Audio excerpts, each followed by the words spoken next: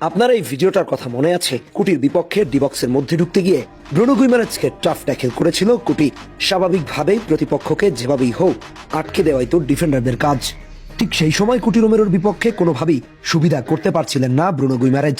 ঠিক সেদিন ট্যাকেলের পর এভাবেই উঠে কুটি রোমেরোর গলা চেপে ধরেছিল ব্রুনো। ঠিক এই ম্যাচটাতে একই কর্মকাণ্ড ঘটাতে যাচ্ছিলেন এই ব্রাজিলিয়ান ফুটবলার। এক পর্যায়ে হাতাহাতিতে জড়িয়ে যাচ্ছিলেন কুটির সাথে। স্বাভাবিকভাবে পাত্তা না পেলে যা হয়, ঠিক তার কিছুক্ষণ পরে গোল করে বসে ব্রুনো। আর তখনই কুটি রোমেরোকে দেখিয়ে মাথা নিচু করতে বলেন, যেন সেলিব্রেশনটা সম্পূর্ণ কুটিকে ঘিরেই ছিল। কিন্তু যাদের শরীরে আর্জেন্টাইনদের রক্ত, তারা তো ছেড়ে কথা বলবে না।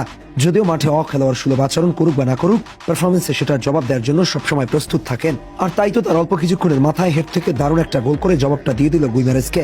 রোমেরো বুঝিয়ে দিলেন যে জবাবটা শুধুমাত্র হাতাহাতি কিংবা খারাপ ব্যবহারের মাধ্যমে নয়, জবাবটা পারফরমেন্সের মাধ্যমেও দেয়া যায়। ঠিক তারপরে আরো একটা পেনাল্টি পায় নিউক্যাসল। সেখান থেকে গোল করে পরিসংখ্যান নিয়ে যায় 2-1 ব্যবধানে। কিন্তু রোমেরোর মনে তখনও যেন আগুন জ্বলছিল। তিনি সম্ভবত কিছু মুহূর্তের জন্য ভুলে গেছিলেন তার কাজ হচ্ছে দলের হয়ে গোল ঠেকানো। মূল খেলা পেরিয়ে তখন অতিরিক্ত সময় চলছিল, আর তখনই তার পা ছুঁয়ে এসেছিল তার সেই দৃষ্টিনন্দন বাইসাইকেল গোলটি।